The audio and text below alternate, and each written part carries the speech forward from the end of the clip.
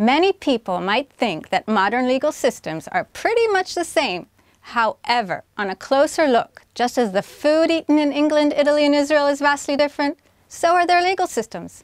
In England, most cases are incentivized to settle before the filing stage, and judges see a very small percentage of cases. A full trial is usually too expensive for the average disputant. In Israel, cases reach court, and a pre-trial judge sees quite a lot of them, but only very few pass this stage to trial. The pre-trial judge takes a hands-on approach to the cases in the search for settlement. In Italy, most cases can reach court where they see a judge, and the judge can fit the form to the fuss. In other words, try to encourage the parties to settle, attempt mediation, or receive a judicial verdict. So the focus is different in each. In England, the focus of the legal system is on the pre-filing stage. In Israel, on the pre-trial stage, and in Italy, on the trial stage. This has far-reaching implications on access to justice and the centrality of judges in handling disputes.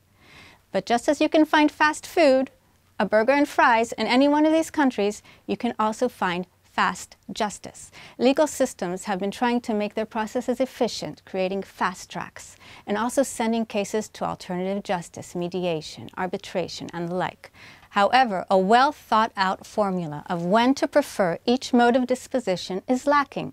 Mostly, and especially in common law systems, the general idea is that it's best to avoid a full trial, unless parties insist on doing so. So when is fast justice appropriate? When is full trial? When is alternative justice?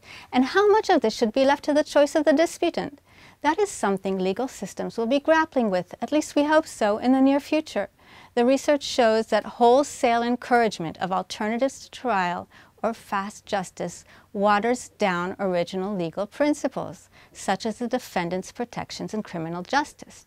Today, parties reach court expecting a certain process, but get a shortened one or are directed to an alternative process. How many obstacles they meet if they prefer a full trial differs greatly between legal systems. Legal systems should keep in mind that, unlike food, which is good to have at least 3 times a day, legal proceedings are something no one really looks forward to. Thus, legal systems should be extra sensitive to the needs of individual litigants. Most of the time, individuals meet legal systems once or twice, and that is the impression they will carry with them for a lifetime.